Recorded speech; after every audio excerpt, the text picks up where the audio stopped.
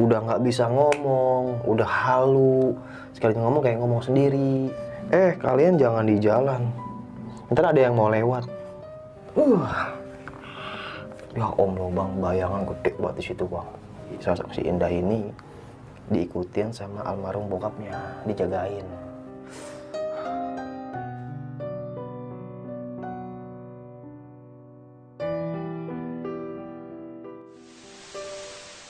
Assalamualaikum warahmatullahi wabarakatuh. Balik lagi bersama gue Indra di Besok Pagi. Dan pada momen kali ini gue kedatangan salah satu narasumber yang mungkin udah nggak asing lagi bagi kalian, yaitu Bang Badruk Caps Lock. Bang, apa kabar? Alhamdulillah, baik Bang Indra. Sehat ya Bang ya? Alhamdulillah sehat. Nah, di segmen kali ini lu ingin membawakan cerita pengalaman pendakian mistis lu di gunung mana nih Bang? Waktu itu di Gunung Kerinci bang. Gunung Kerinci. Gunung Kerinci tahun 2019 ke 2020. Akhir tahun. Akhir tahun lah ya. Iya, sebelum masuk pandemi nih Bang ya? Pandemi. Waktu itu gue bawa tamu 30 orang dari Jakarta. Satu bis. Oke. Nah, sebelum masuk ke cerita buat kalian semua, Bang Badruk ini mungkin udah nggak asing lagi bagi kalian punya channel YouTube, yaitu Badruk Caps Lock. Nanti bakal gua cantumin juga di kolom deskripsi. Dan jangan lupa juga subscribe Besok Pagi channel. Nyalakan loncengnya supaya tidak tertinggal video-video terbaru dari Besok Pagi. Bang. Iya. Kalau boleh tahu nih Bang, gua kisi-kisi lu saat di Gunung Kerinci itu apa aja nih Bang? Kisi-kisi ya pengalaman mistis lu yang lu alami saat itu. Kalau itu gue keluar hutan jam 2 malam bang. Keluar hutan dari Gunung Kerinci karena ada salah satu peserta gue yang peka banget dengan hal-hal gaib. Pokoknya epic banget, serem banget Ya, serem. Serem gila ya. Iya. Nih gue belum ceritanya gue udah merinding nih Bang. Lu belum mandi kali. Oh iya benar juga sih. Oke, tanpa berlama-lama dan untuk mempersingkat waktu, mungkin kita langsung aja masuk ke ceritanya.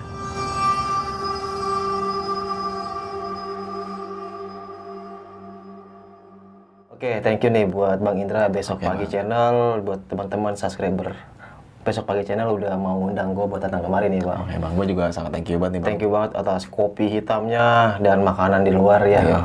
Kenyang banget sob. Dan langsung disuruh cerita. Ngap.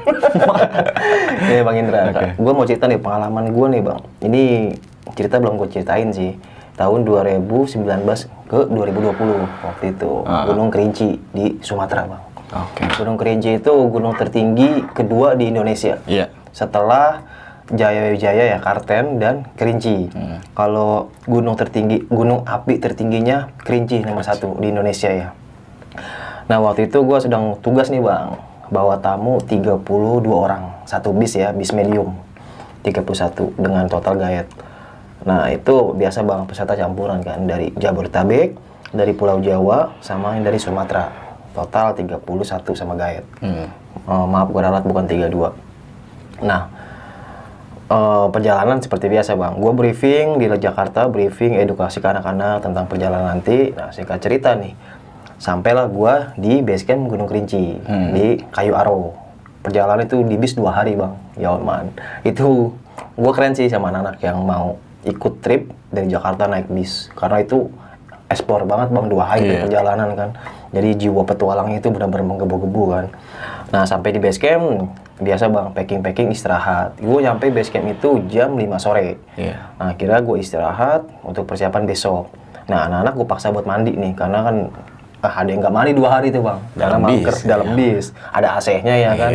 Nah mereka bersih-bersih, gue sibuk-sibuk packing di malam itu. Ada peserta ya, karena gue jadi gayet ya atau pemandu gunung, gue harus tahu deh bang karakter peserta gue gitu. Gue lihat dari sisi cewek waktu itu, kalau nggak salah ada 3 orang cewek, kalau nggak salah gue lupa. Nah ada salah satu yang cukup lah peka lah dalam hal itu, tapi gue nggak mau langsung memvonis gitu, karena dari sudut pandang gue nih orang kayaknya ngerti nih gitu.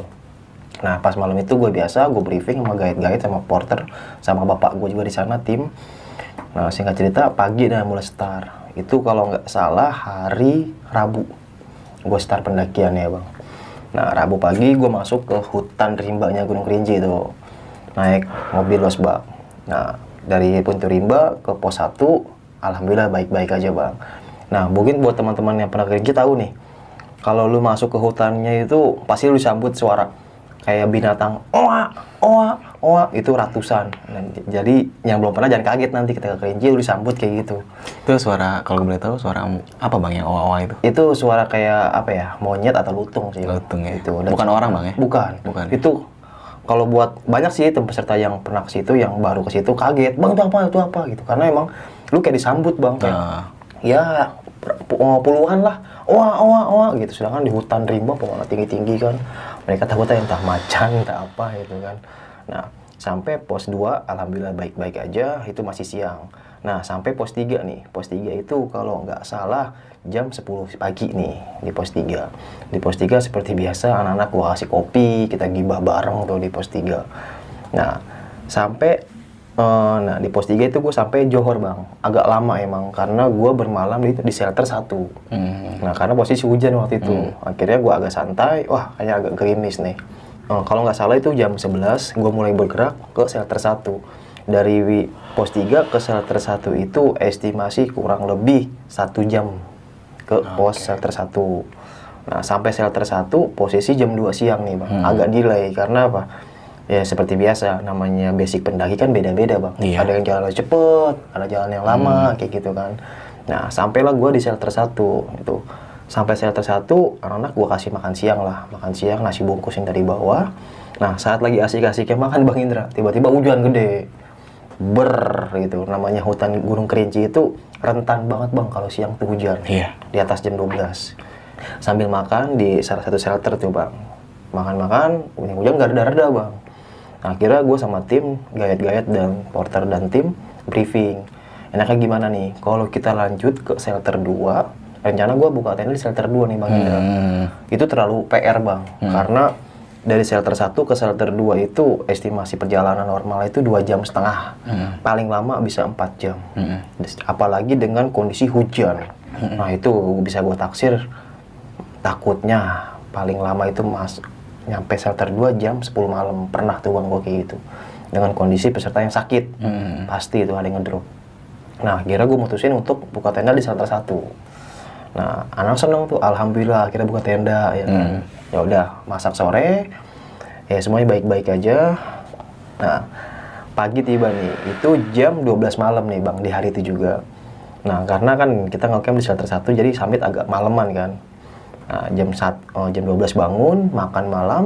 Nah, jam 1 mulai trekking nih. Itu 30 orang Bang, 31 orang. Berjejer tuh jalan ya kan, dengan guide depan, tengah, dan gue tim sweeper paling belakang. Buat mastiin semua orang baik-baik aja. Nah, saat gue jalan, nah itu walaupun 31 orang, itu semua udah akrab semua Bang. Maksudnya udah saling kenal lah, sering bercanda, sering gibah bareng selama perjalanan di bis. Karena kita 2 hari di jalan Bang, pasti saling kenal lah walaupun belum kenal. Nah, perjalanan pelan-pelan udah mulai kelihatan tuh Bang. Yang cepet, yang agak lambat, yang paling lambat gitu kan. Yang awalnya 31 jadi pecah-pecah, kebagi berapa tim. Tapi tetap kita buat main HT gitu kan, buat komunikasi tim depan, tim belakang. Jam 1:30 malam, ada nih cewek Bang. Dia orang Jawa Tengah. Gue pakai nama inisial aja ya Bang ya. Soalnya gue belum ngabarin dia juga kalau mau cerita gitu. Nah, gue sebut namanya Indah aja deh.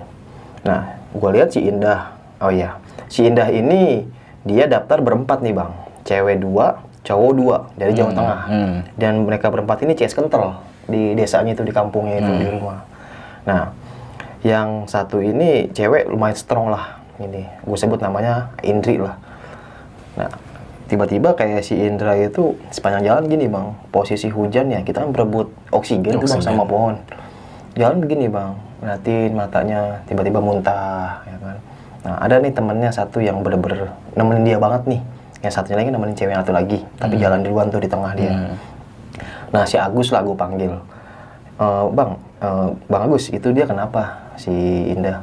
Iya Bang, kayaknya masuk angin. Ya udah gue liatin kan. Indah kenapa? Diem aja Bang, kayak orang nggak punya semangat Bang Indra. Diem. Hey, Indah kenapa? Nggak apa-apa Bang, kata dia. Tapi matanya itu kelayaban Bang ke pohon-pohon. Gue bilang, udah itu senter nggak usah kelayaban. Iya Bang, ya udah. Yuk jalan lagi yuk, pelan-pelan. Iya Bang. Dengan mukanya itu yang udah gairah semangatnya udah nggak ada Bang. Itu. Gue bilang, jalan. Nah, muntah langsung tiba-tiba Bang. Wah, muntah kayak gitu kan. dan sambil muntah kayak ngomong sendiri. Nih orang ngelihat atau gimana nih kata gue kan. Ya karena ketika lagi tugas kayak gitu jiwa intelijen gue keluar tuh bang. Maksudnya dia kenapa sih sakit asli atau sakit karena ada sesuatu nih gitu kan. Kalau emang medis alhamdulillah gitu kan bisa gampang lah diatasi gitu. Nah gue lihat, nah ini ternyata bukan sakit medis bang gitu. Ya udah jalan, itu jalan gue lama banget ya bang. Tim depan itu udah pakai HT, Bang Badrul gimana posisi? Nih bang masih di pohon yang ini. Depan tahan dulu ya, santai aja sambil minum teh. Kebetulan gue selalu bawa teh tuh bang, teh yang teh mas gede kan. Nah anak gue suruh ngeteh dulu. Nah saat jalan ya muntah-muntah terus gitu bang, sampai dia bilang dia mau turun. Gitu. Gue bilang kayak gini kan, karena itu posisi serba salah bang. Mendingan kalau emang mau nyerah dari awal. Gitu. Itu posisi udah 2:30 kalau nggak salah itu ya. Sebentar lagi pos shelter 2 nih. Saat jalan dia apa ya matanya itu kayak ya ada cewek kayak gitu. Ternyata maafin ya kalau Indah ngelihat ternyata dia indigonya baru, bukan indigo sih, peka lah pekanya masalah gaib ya. Pekanya itu baru ya 1-2 tahun bang ya kurang lebih kayak gitu ya. Jadi agak sedikit parno bang. Mungkin kalau emang dari lahir udah terbiasa ya bang ya melihat sosok-sosok itu. Apalagi dia datang dari Jawa ke Sumatera dengan struktur hutannya dan suasana yang cukup mencekam lah menurut gue itu emang Gunung Kerinci itu. Oh dia udah nggak tenang bang, kayak lagi jalan aja tiba-tiba kayak gitu. Tetap gue gandeng, Indah kenapa? Ayo jalan lagi. Gue ajak bercanda, dia senyum. Sesekali dia tuh kayak orang ketakutan kayak kayak gitu. Ya, temannya sih mungkin udah tahu dia nih, cuman dia nggak bilang ke gue itu nggak bilang. Sampai gue tanya kan, Gus si Indah kenapa sih? Gue bilang gitu. Emang kayak gini apa gimana? Ya ternyata pelan-pelan dia bilang, iya bang, dia bisa ngelihat. Oke, gue tandain dong kalau kayak gitu. Wah, gue gandeng terus tuh. Akhirnya tim depan gue suruh tahan. Udah, lu tahan, ngerokok, santai, kasih makanan anak-anak yang lain. Tungguin gue sampai datang. Siap bang. Nah, si Indah ini akhirnya gue jos nih. Gue tarik tangannya, gue gandeng bang. Jalan. Nah, ketemulah mereka nih di shelter 2. Shelter 2 udah, gue nyampe, anak udah agak lama juga kan istirahatnya. Mereka lanjut, nah gue di belakang nih. Gue, Pak D, si Indah, sama si Agus. Berempat gue di belakang. Yang backup dia mereka berdua ini, gue nih berdua di belakang. Saat lagi istirahat, ya seperti biasa bang. Gini nih mukanya. Ya kayak udah gairah hidup lah, kayak gitu kan. Tetap orang ini gue paksa buat sampai puncak. Karena fisiknya masih bisa lah gitu kan. Gue kasih asupan makan kayak roti, biskuit, terus kayak gandum gue kasih juga kan. Nah, nyampe lah di shelter 3 itu posisi jam 5 subuh. Tapi kalau di Gunung Kerinci kan jam 5 subuh itu udah agak cerah nih bang. Maksudnya sunrise sudah kelihatan ya. Itu shelter 3 itu vegetasi antara hutan dan pasir. Bebatuan itu. Nah, sampai situ gue briefing lagi anak-anak. Nah, nyampe sini kita udah masuk pasir nih. Usahakan jangan sampai tidur di tengah-tengah pasir atau bebatuan. Takutnya itu lagi tiba-tiba tidur batu jatuh. Kan? Itu bahayanya, resikonya tinggi. Nah oke. Kita agak lama tuh bang, setengah jam gue istirahat di situ, udah fisikku sampai normal kembali lah. Lanjutlah 5:30 ke puncak Kerinci nih bang. Itu angin kencang banget pada waktu itu bang, dan cukup kabut ya, kabutnya tebel banget. Dan gue memutuskan, gue nggak naik ke atas bang, gue nunggu di pertengahan gunungnya itu, di pertengahan menuju puncak. Nah gue nunggu stay di situ. Jadi tim gue jalan 3 atau 4 orang gue lupa ya buat nemenin anak-anak. Gue mantau di situ. Gue ibaratnya jadi tim SAR dadakan. Gitu. Karena kalau semuanya jalan ke atas itu nggak kondusif. Itu kalau ini versi gue. Gue standby di bawah gue liatin, tetap gue counter pakai HT. Sepanjang jalanan itu dia dipegang sama si Kiting nih, guide juga. Ting pegang si Indah. Siap bang. Lu paham kan? Tadi gue ceritanya ini. Iya bang. Ya udah. Nah singkat cerita itu posisi 7:30. Mungkin teman-teman yang pernah ke Gunung Kerinci tahu nih bang, Tugu Yuda itu 20 menit lagi sebelum puncak Kerinci. Tapi kebanyakan pendaki kalau udah sampai Tugu Yuda, dia kena kabut, kena dingin, sugestinya tinggi. Nah, di situ si Indah udah kelapak begini bang. Udah tidur, udah nggak bisa ngomong, udah halu. Sekali ngomong kayak ngomong sendiri, entah sama siapa di situ. Dan waktu itu pendaki lagi nggak terlalu rame bang, karena waktu itu gue naik di tanggal 28. Sedangkan kan gunung ramenya tahun baru itu di tanggal 29 ke 30 kan, mendekati akhir tahun. Gue sengaja cari itu biar nggak terlalu rame kan. Nah saat dia lagi rebahan gini, ngomong sendiri bang, sampai giting di hati, bang ini bang Matru ini gimana gitu kan. Ini kabut lagi tebel-tebelnya. Coba lu kontak Pak D, gue bilang gitu. Pak D posisi udah di atas nih sama beberapa tim udah sampai puncak. Iya bang, iya bang. Oh, Pak D coba Pak D, kontak Pak D. Pak D masuk. Ya Ting, gimana Ting? Ini Pak D, saya udah di Tugu Yuda nih, tapi si Indah udah sakit nih bang, lagi pingsan nggak bisa ngomong kata dia. Tapi masih napas kan, masih angkat kata Pak D gitu kan. Nggak mau Pak D, paksa. Coba akhirnya dipaksa, tetep bang, karena si Kiting itu badannya terlalu kecil, nggak terlalu gede kan. Kalau gendong kayaknya PR juga. Akhirnya Pak D ini bapak gua lah di Gunung Kerinci. Dia orang yang selalu nemenin gua saat mendaki Gunung Kerinci itu, jadi tim gua. Dia turun nih bang, dari puncak ke Tugu Yuda. Nah, Pak D ngelihat dia itu kayak orang interaksi bang. Kata si Kiting ya, dia cerita, aduh. Dan di bawah pun gue sama Pak D semua sama-sama cerita. Pak D tuh jual langsung terpanggil bang, ketika ngelihat si Indah dengan kondisi seperti itu. Nah, kata si Kiting, iya bang, tiba-tiba Pak D gendong si Indah. Digendong langsung, lihat, harus sampai puncak. Ngomong gitu langsung digendong si Indahnya itu. Kalau kita kan orang normal nih bang, Tugu Yuda ke puncak itu 15 menit. Kita orang normal, mungkin kalau yang jalan agak lama setengah jam lah ya. Digendong sama Pak D, diangkat sampai atas bang. Si Kiting ngikutin dari belakang. Kiting sampai bilang, Ting, lu di bawah aja, di Tugu Yuda. Jegat anak-anak yang turun, takutnya pada nyasar. Siap bang. Siap Pak D, kata Kiting gitu. Akhirnya digendong sampai puncak. Di atas itu masih ada kisaran 6 sampai 7 orang. Tim yang masih di puncak itu sedang foto-foto kan. Pas sampai atas, nyampe nih bang. Si Indah itu posisi masih begini bang, udah nggak bisa sadar. Maksudnya udah ngomong udah enggak cuma gitu. Tapi Pak D itu ngajak dia sampai puncak karena terpanggil gitu. Pas sampai puncak, Indah langsung begini bang, seger. Dan Pak D nangis di situ. Gua baru kali itu ngeliat bapak gua nganter tamu nangis. Gue nggak tahu nangis kenapa, tapi ntar di ending gue ceritain kan. Nah nangis, kontak Dro, tugas gue udah selesai, sampai puncak si Indah, alhamdulillah Pak D. Itu gimana di atas? Ya udah aman Dro, lu nggak usah naik, lu stay di situ, jegat anak-anak, lu siapin makanan, siap Pak D. Gue posisi gue kalau gue naik ke mereka itu ya paling 40 menit lah bang. Mereka tetap gue pantau dari bawah, gue ibaratnya tim SAR dadakan. Nah pas udah turun, Pak D masih nangis di atas bang, nangis. Dan si apa ya, anak yang lain pun ikut terharu bang, melukin semuanya ke Indah itu. Kayak ada ya, magnet yang mau meluk si Indah bang. Sampai jujur gue masih kebayang sih mukanya Pak D pas nangis. Karena dia itu orang paling gokil yang gue kenal, paling baik banget. Paling gokil lah pokoknya, kalau ada bercanda itu. Nah, pas turun ketemu dah sama gue. Dro, ya Pak D, gue dipeluk sama dia. Iya Pak D, kenapa? Nah, mukanya gini bang, gitu, kayak orang apa ya, kayak orang habis sedih, seneng, terharu, gitu kan. Dan gue masih bertanya-tanya, ini kenapa sih kata gue? Yaudah, yuk kita turun, aman ya Pak D ya. Nah, akhirnya semua tuh, alhamdulillah 31 orang sampai puncak semua. Nah, sampai atas itu foto nggak bareng bang. Jadi ya namanya pendakian kan nggak selalu bareng. Benar. Yang tim duluan 7 orang, tim 2 8 orang, kayak gitulah, bagi-bagi kelompok. Nah, pas turun, balik lagi ke shelter 1. Sampai shelter 1 itu posisi jam 1 sampai shelter 1 posisi jam 11 siang. Nah, sampai shelter jam 11 siang, seperti biasa gue masak. Nah, si Indah ini tepar bang. Kayak orang pingsan tapi nggak pingsan. Indah bangun. Nah, si Agus teriakin, Bang Madru, Indah kenapa nih, gini. Gue sampai ternyata bukan pingsan, kecapean. Nah akhirnya gue mutusin jam berapa ya, itu kalau nggak salah jam 2 baru turun bang, nunggu si Indah stabil dulu nih. Tapi tim yang lain udah gue suruh turun, sebagian yang masih kuat nih, sama guide juga dianterin turun.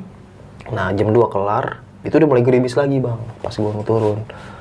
Nah si Indah jalan kayak gini bang, jalannya gini aja.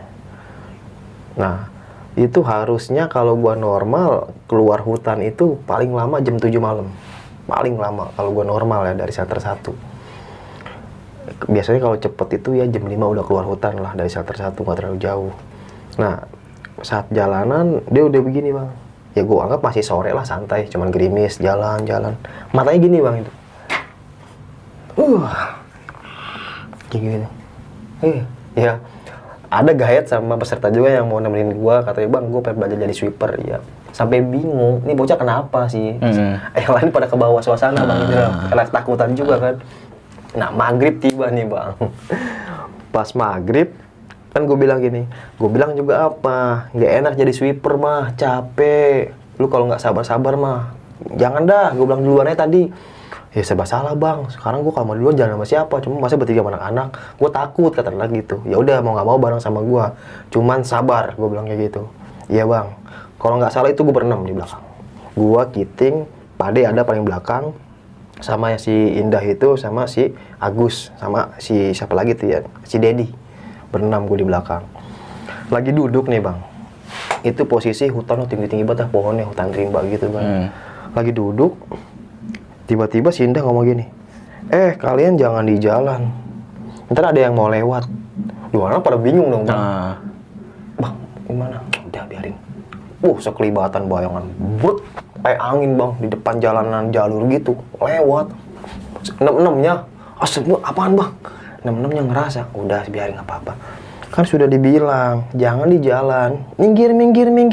Padahal gue nggak di jalan bang, di pinggir-pinggir jalan. Jadi kayak jalur, ya gue di semak-semak gini, nggak lu tengah-tengah Malang gitu enggak. Terus nanya, udah mulai sugesti tuh bang malam. Nah posisi hampir jam 8 nih bang Indra. Peserta nih yang udah mulai nggak kondusif bang, karena si sosok si Indah ini udah itu tuh ada bayangan. Itu bang itu apaan tuh? Ngomong kayak gitu. Kalau gue sih pribadi udah ya biasa lah bang, karena yang gue bilang itu hutan emang tempatnya dia kan. Dan ya kita juga mau gimana, mau ngusir juga nggak bisa kan. Ya ini haknya dia kok kayak gitu. Nah 8:30 nih, anak-anak udah mulai mukanya tuh bang antara pucet dan takut, karena emang hutan itu bener-bener rimba banget dengan suara burung owa gitu kan. Ada peserta yang bilang ke gua, Bang Badru, apa kita turun sampai pagi nih bang? Apa kita buka tenda aja di sini? Emang kenapa bang? Gua nggak kuat bang, kaki gua ada yang megangin, kata dia gitu. Megangin kenapa? Nggak tahu bang. Ya udah, ya gue mau sosok tahu aja bang, sok ngerti atau sok apalah. Ya gue keplak tangan nih, gue baca doa, udah, yuk jalan lagi, enteng, jalan. Nah tiba-tiba si Indahnya itu duduk, aku mau duduk aja. Kayak orang ini dia bukan sih gitu kan. Akhirnya gue bakar rokok aja kan. Anak udah paham tuh kalau gue bakar rokok, gue bakar rokok kretek. Join kata gue. Iya bang, nyaut si Indahnya. Tuh ada yang mau join, tapi nggak takut sama Bang Badru. Ngomong kayak gitu. Apa nih? Kok makin kayak gini gitu muka-muka mereka. Indah, jangan sembarangan ngomongnya. Gitu bang. Orangnya itu strukturnya, badannya itu nggak terlalu tinggi. Lu tau lah kayak space badan ABG. Ya segini gua lah dan badan itu nggak terlalu gemuk, nggak terlalu kurus. Seneng lah. Kita ngomong, bang, ini kita kayaknya nggak kondusif bang. Coba Pade di kontak. Dia Pade di belakang, dia mah tim sapu bersih, gue bilang gitu. Pade pun berdua sama porter juga di belakang. Udah, Pade mah jangan diganggu gugat. Pade paham, dia di belakang itu ada bang, ada sama gue kelihatan senternya. Tapi dia nggak mau mendekat. Dia mantau dari belakang. Ternyata. Gue situ gue masih kurang paham. Kok Pade nggak mau nyamperin gue gitu kan? Nah, gue jalan, gue dibakar rokok gua bang, tiba-tiba ketarik, jatuh. Beda dong kalau jatuh kelepas. Iya. Yaelah, Ting, ada yang pengen Ting. Iya bang, ambilin Ting. Lu aja ngambil. Kita ngambil, ngangkat keras bang. Rokok itu kayak nempel di pasir tanah. Rokoknya kayak nempel di tanah bang. Ting, ngapa? Kok keras bang? Nempel kali. Diangkat. Nggak bisa, injak aja Ting. Gue injak langsung, gue ketawa-tawa tuh. Padahal di hati Kiting udah ketakutan tuh. Nah posisi itu jam 10 kalau nggak salah. Gue jalan lagi nih bang, dengan kondisi hutan yang masih ada peserta gue ngelihat cewek, katanya dia di pohon. Bang, itu cewek, dia langsung diomongin lagi di situ kan. Bang, itu cewek gimana tuh bang, kata dia. Udah biarin sih, baru cewek, belum yang lain-lain. Gue emang agak songong situ bang ngomong ke dia. Biar dia pede, maksud gua kayak gitu. Bukan maksud gua untuk nantang. Ya udah bang, iya, nah, jalan. Nah, Pade lewat jutek sambil ketawa dia ngeliat gua. Dadah Badru, ngeledek. Pade, tolongin lah. Elah, banca banget anak gue, kata dia gitu. Jalan bang, duluan nungguin di pos 1. Ternyata dia, ya. Kata Giting, bang itu ngapa? Udah biarin lah, aki-aki, gue kata gitu kan. Nah, posisi saya udah lemas begini bang. Jalan udah kayak nggak, gimana sih bang? Jalan udah kayak Iya, sekenanya aja ya. Sekenanya. Ah, udah nggak kondusif nih kata gue nih orang. Udah Ting, lu bawain carrier gua.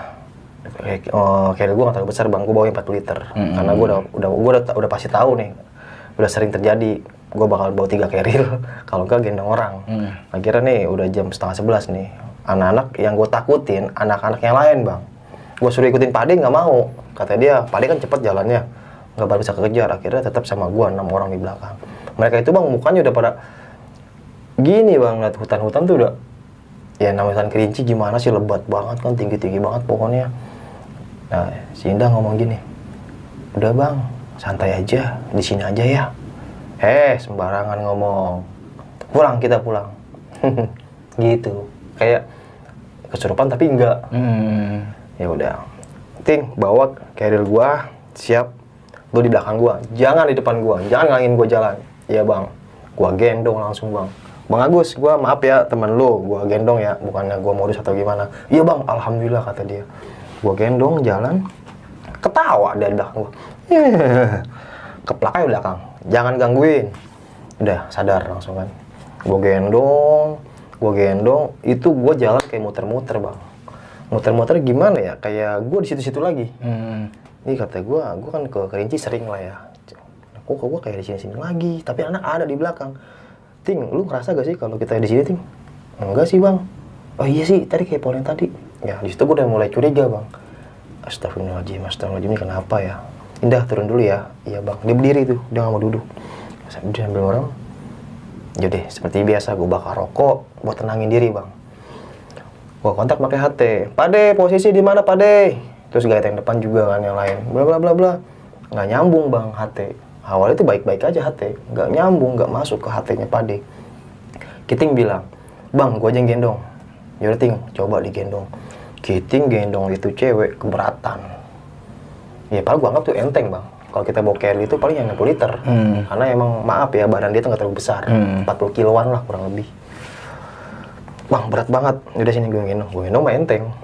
Nah pas gua jalan, tiba-tiba gua keceblos kayak ini bang. Apa sih namanya, lumpur. Kan di Kerinci kan banyak lumpur tuh, jeblos gue segini bang. Pas gue begini gue hampir hilang seimbangan kan. Kalau gue lepas nih jatuh ke lumpur nih, orang abis nih mukanya nih. Pas gue tahan, dong, bang itu apaan di samping, cepetan jalannya, dia ngomong kayak gitu. Apaan, udah santai aja, tenang, ini ada abang, pegang rambut abang, kan gue gondrong waktu itu gitu bang. Pegang rambut abang, pegang. Dia ketawa lagi kan. Dia tuh udah panik bang di hutannya itu, dan suara kik burung-burung gitu kan, itu yang bikin sugesti anak-anak tuh. Nah anak-anak bilangnya terus, bang gini ya jadi tim sweeper ya, sampai kayak ngomong apa ya, seolah-olah kayak perpisahan. Lu gak usah lebay kata gua. Lu apa? Gue tanya nih, akhirnya gue sempat edukasi ke anak-anak kan biar mental dia yang awalnya down jadi gini lagi lah, naik lagi. Sekarang gini, tim sweeper gunanya buat apa sih?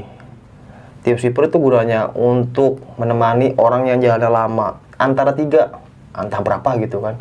Sakit, jalannya lama, sama evakuasi. Tuh, tim sweeper. Kalau emang jalan cepet di depan, gitu. Jadi tugas gue belakang ya nanganin orang-orang yang kayak gini.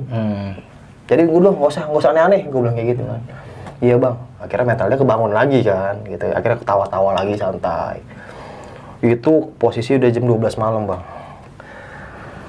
Pas di pos 1 gue jalan nih, kelihatan tuh pos tuh kayak bangunan. Alhamdulillah pos 1. Ya om lo bang, bayangan gede banget di situ bang. Yang lihat bukan gue, peserta 1 si Dedi nih. Pas lagi jalan, astagfirullahaladzim bayangan. Dia langsung balik lagi. Kenapa? Bang, astagfirullahaladzim. Wah ternyata ngeliat semua bang yang lain. Dan si Indah itu begini kan, yang saya sambil gue gendong kan. Dia biasa aja ngeliat. Indah kenapa? Kan datang di samping gue. Indah kenapa? Pas gue jalan, udah mau gak mau kita jalan. Ternyata Pak D lagi ngumpet pakai senter. Anjir. Kena prank gue. Nakut-nakutin gue, dia nunggu di senter di pos 1. Dan antara pengen ketawa dan kesel ya bang. Lah gimana sih, kan senter nih, bayangan emang sih pohon kan gede kan. Benar. Aduh. Dia ketawa ngakak banget, gaya takut. Ini bukan masalah takut, ini udah. Ya masalah yang lain lihat semua bang. Mau lari kemana ya kan? Akhirnya gue udah jalan merem aja sambil gendong. Ternyata dia lagi mojok kan. Nah, alhamdulillah gue ketemu dia lagi, ketemu Pak D. Ternyata dia nungguin di situ kan. Nah, ntar gue ceritain nih kenapa Pak D bisa di situ. Nah, ketemu lagi gimana? Indah, saya ditanya tuh. Ya nggak apa-apa. Pas ada Pak D, seger lagi bang. Gue turunin dong. Ya curang banget lu Indah lu. Tadi gue gendong-gendong sosok lemes. Pas aku ketemu Pak D aja seger lagi. Apaan sih bang? Langsung enak ngomongnya. Tadi bang, apa sih bang? Gitu. Iya tadi dia nggak kesurupan dulu, cuma lebay aja ya kata Pak D kan. Dia kan sayang sama Pak D, anak Pak D itu. Jadi Pak D ini kalau peserta itu dianggap anak, gitu. Dan gue pun dianggap anaknya dia. Ya udah jalan tuh, jalan. Udah Pak D, itu kalau nggak salah 20 menit lagi keluar di hutan rimba tuh bang. Suara motor yang dari perkampungan udah mulai kedengeran tuh. Itu posisi jam 1:30 malam. Pas keluar itu belum selesai tuh permasalahan bang. Ya kan dari hutan rimba itu ke base camp itu jalan masih setengah jam lagi. Iya. Ya 20 menitan lah kurang lebih ya. Ya tetap jalan, ya akhirnya gue gendong lagi. Gue telepon kontak orang base camp. Bang ini nih jemput mobil losbak. Udah sampai dulu, udah berapa orang? Berenam datang tuh losbak. Malam amat lu. Elah kayak masih baru aja. Iya juga sih. Cuman gue bete nungguin lu nih di bawah katanya di base camp. Ya udah gue dijemput. Nah sampai base camp jam 3 lebih kalau nggak salah itu. Akhirnya gue bersih-bersih, mandi-mandi. Nah, disitulah mulai cerita tuh bang.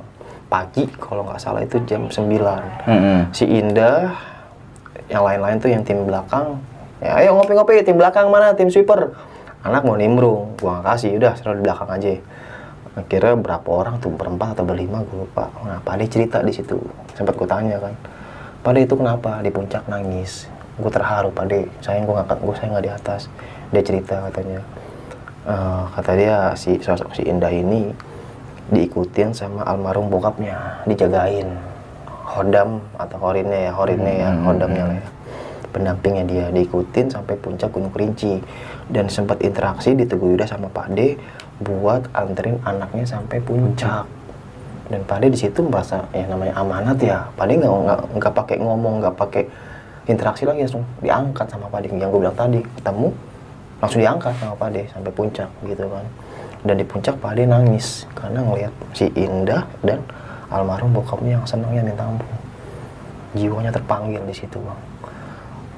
Dan gue seneng gitu ngelihat bapak gue sampai pedulinya sama peserta gitu, sama teman, sama anak-anak yang lain, sampai dia nangis terharu bang, sampai kayak gitu kan. Dan di bawah dia cerita kayak gitu, dia sedih juga gitu kan. Dan ternyata bener. Ya, almarhum bokapnya si Indah itu kalau nggak salah 2 tahun atau 3 tahun yang lalu baru meninggal. Dan almarhum bokapnya itu sayang banget sama si Indah. Indah ini umurnya kurang lebih 19 atau 20 tahun. Ya kalau sekarang berarti udah 22 lah ya, kurang lebih ya. Umur dia segitu. Dan ya namanya apa sih bang, bapak sama anak kan lagi sayang-sayang bang umur segitu. Umur 6 sampai 17 tahun kan, lagi gadis-gadisnya kayak gitu kan. Dan itu mungkin udah jadi pendamping si Indah itu mungkin ya namanya, dan Pak D itu masih terpanggil di situ bang. Dan gue pas dia cerita kayak gitu sedih gue bang di base camp, sampai Pak D ini bukan lagi telenovela kan, gue bilang gitu. Dru, lu mah gue bercanda, lu serius, gue serius, lu bercanda, dia selalu begitu bang. Gue lagi bercanda nih, dia serius, ntar bercanda pecah sekali bercanda gitu kan. Serius nih, iya Pak D serius. Gue langsung, wah terharu banget bang gue di situ kan, sampai ya Allah. Dan gue keinget almarhum bokap gue, karena gue juga sayang banget sama dia dan dia sayang sama gue gitu. Dan coba ya kalau posisi gue di situ ya, almarhum bokap gue masih nemenin gue naik gunung gitu kan. Tapi jangan deh, kasihan gitu Hodamnya kan. Nah di belakang layar gue cerita lagi nih bang sama Pak D, tapi ini intern ya, gue gak mau cerita ya. Dan itu lebih dalam lagi tentang perihal itu bang. Dan gue bikin apa ya, itu si antara interaksi Hodamnya itu benar-benar begini sih bang, menurut gue sih. Sampai gue pulang nih bang, sampai Jakarta, gue bikin surprise buat itu bocah berempat. sampai pecah tuh dalam bis bang, ketawa semua. Ada temannya ulang tahun, nah temannya cewek satu nih, Anggi ulang tahun bang. Nah si Indah bilang, Bang Madru, si Anggi ulang tahun, terus kita kerjain yuk. Oke, di rest area di daerah Palembang atau di mana gue lupa tuh. Anak gue kumpulin tuh satu bis. Nih si Anggi ulang tahun, kita bikin pecah sekalian di prank tuh bang. Si Anggi sampai nangis-nangis di bis pas diucapin, nangis semua bang. Anak-anak pada terharu, pada ketawa. Tapi banyak pada terharu sih karena persahabatan dia berempat ini bang, yang gua anggap keren banget itu bocah dari Jawa Tengah ya, gua nggak nama kotanya. Persahabatan dia dari kecil tuh bang berempat. Kayak lu nih, tim Pagi Channel nih ya. Tapi dia tuh cewek cowok bang gitu. Itu sampai dia naik gunung pun bareng, kayak dia ke Sindoro, dia ke Gunung Selamat itu bareng, dan ke Kerinci. Sebelum dia ketemu sama gua, dia bilang, Bang ini gua 4 sekawan, kata dia gitu kan, tolong bang jangan dipisahin. Gua bilang, gua nggak ada tim bang kalau di gunung, kalau jalan bareng lu pasti berempat ya berempat, gua nggak pisahin, tenda pun lu berempat, gua bilang gitu karena malam berempat. Di situ dia apa ya, pecah tuh suasana bang. Dan pas di bis itu, entah ini ilustrasi gua atau emang itu nyata, di samping supir ada bapak-bapak yang berdiri bang. Gue pikir itu kayak pengamen atau pengemis. Pas lagi pecah-pecah ketawa-ketawa kan, itu ngeliat 2 orang tuh, gua sama siapa lagi ya, yang orang Bekasi namanya ya. Bang itu pengemis yang kasih masuk, ntar handphone pada hilang. Dia ngomong kayak gitu kan. Gue pikir ilustrasi gua kan kayak bapak, tapi bukan. Berdiri gini bang. Pas dia nyamperin kagak ada orang. Gue tanya kan, bang tadi ada yang masuk gak pengemis atau minta-minta? Nggak ada. Mungkin almarhum bokap atau gimana, gue nggak tahu tuh di situ. Langsung udah bang, kita lagi di jalan nih. Kalau di jalan tuh udah beda mindset gue bang. Takutnya apa supir ya, takutnya supir keganggu kan. Akhirnya udah nggak usah dibahas-bahas di situ. Ya itu yang gue ambil cerita dari itu sih bang. Kasih sayang orang tua ke anaknya. Sampai si Pade pun bapak gue itu ngerasa terpanggil dan nangis di puncak senangis-nangisnya dia. Ya nggak kebayang bang.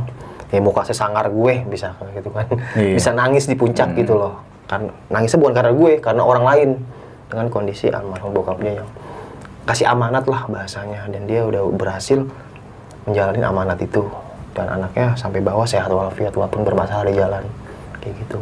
Dan jujur basicnya si Indah itu bukan pendaki gunung, karena dari fisiknya itu ya paham lah, nggak keker, nggak gimana, dan dia berhasil mendaki Gunung Kerinci dengan sampai puncak di situ.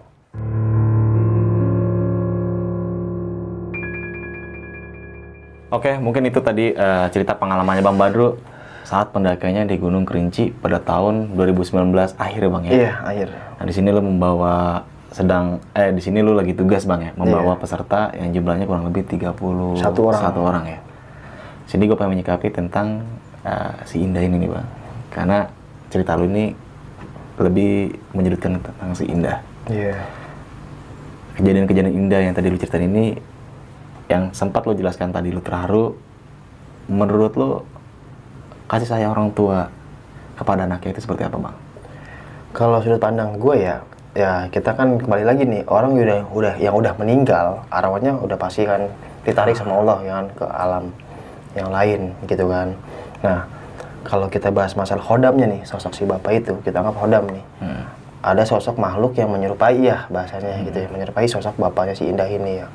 Ya gua anggap ya karakternya sama kayak almarhum bokapnya Bang. Gitu. Dan sosoknya itu pasti apa ya, sampai Pade itu tersentuh hatinya, mungkin bijaksana atau sosok kayak gimana gitu loh Bang. Mungkin kalau orangnya biasa, Pade biasa aja kali ya. Mungkin si almarhum Indah ini bokapnya itu orang terpandang, entah siapa gitu Bang, di desanya itu ya. Kalau nggak salah sih kayak gitu. Dan gua anggap ya walaupun itu makhluk halus ya, menyerupai ya gua anggap itu suatu yang jarang terjadi sih Bang. Gitu, sampai bokapnya ngikutin ke gunung, jagain anaknya ya Bang ya. Walaupun hanya khodam ya, bisa dibilang ya. Sini bikin kita bisa gambarkan kasih sayang orang tua kepada anaknya itu nggak ada putusnya Bang ya. Betul Bang, betul. Apalagi kita sebagai anak ya, jangan lupa doain ke orang tua juga nih Bang, yang udah meninggal gitu. Karena orang tua kita yang di atas itu yang udah kita meninggal, cuma doa Bang yang dibutuhin dari kita. Penting banget. Nggak butuh uang mereka, cuma butuh doa. Nggak butuh makan, makanya itu doa Bang ya. Iya doa, bener Bang. Dan dulu di situ terharu banget Bang. Dan sekarang pun gua langsung ingat almarhum bokap sih sama adik gua. Melo. Oke nih Bang, Di sini lo punya pesan-pesan nggak Bang buat teman-teman semua yang nonton cerita ini? Kalau pesan-pesan dari gue ya Bang Indra, ya ketika kita naik gunung tetap berpikir positif aja Bang. Karena kejadian hal mistis dan apapun itu tergantung kitanya Bang. Ya intinya lu naik gunung jangan nyari demit. Gitu. Ketika lu ketemu demit ya anggap aja lu lagi beruntung. Jangan jadi takut. Gitu. Kayak gue aja kalau ketemu ya beruntung aja sih. Cuman hati mah deg gitu udah. Dan jangan lupa safety first lah Bang. Persiapin barang apa yang harus lu persiapin. Lu mau ke Gunung Kerinci nih. Lu tahu nih, lu harus tahu karakter Gunung Kerinci itu kayak apa. Oh, gunung tertinggi kedua di Indonesia. Dengan treknya seperti ini, estimasi waktunya, persiapannya seperti ini. Gitu. Jadi kita lebih mempersiapkan. Ya kalau bahasanya, lu mau perang nih, ya lu harus bawa senjata. Dong. Jangan bawa pentungan, mati lu kan gitu. Jadi ya macam-macam gunung itu masing-masing punya karakternya. Gitu. Entah dari ketinggiannya, entah dari hutan-hutannya, entah dari jalurnya, entah dari cuacanya, entah dari apapun itu kan. Jadi lu naik gunung jangan sampai lu nyusahin temen lu di gunung. Sekalinya lu nyusahin, ya itu lu anggap bukan beban. Dan teman lu itu yang lagi sakit, ya tolonglah lebih respect ke dia. Gue minta maaf gitu jika ada yang kata-kata salah nih Bang. Gitu. Maksudnya kata-kata gue menyinggung nih. Entah sangkanya, ya si Badru sok banget sih, si Badru sok hebat banget. Jadi si Badru sok banget sih, si Badru sok hebat banget. Enggak. Jadi ya gue waktu itu jadi tugas Bang, jadi guide gitu. Ya namanya leader kan tanggung jawab Bang. Benar. Gitu. Jadi bukan untuk pamer atau untuk merasa hebat atau gimana, enggak. Jadi ambil segi positifnya aja gitu loh. Jadi ketika ada apapun, ya lu harus sigap dan harus sabar, ya siap lah, kayak gitu sih kurang lebih. Jadi gue minta maaf jika ada kata-kata salah yang disengaja ataupun enggak gitu Bang. Oke. Cukup sekian ya Bang ya? Iya. Pembahasan kita kali ini saat pendakian lu di Gunung Kerinci pada tahun 2019 akhir Bang ya? Iya. Sebelum mengakhiri cerita, jangan lupa di-subscribe juga channel YouTube lu Bang ya, Badru Caps Lock mungkin udah nggak asing lagi buat lu, dan jangan lupa juga di-subscribe Besok Pagi channel. Subscribe. Like, comment, and share, dan jangan lupa juga nyalain loncengnya supaya tidak tertinggal video-video terbaru dari Besok Pagi. Dari gue Indra dan Bang Badru Caps Lock. Saksikan video-video berikutnya. Wassalamualaikum warahmatullahi wabarakatuh. Waalaikumsalam.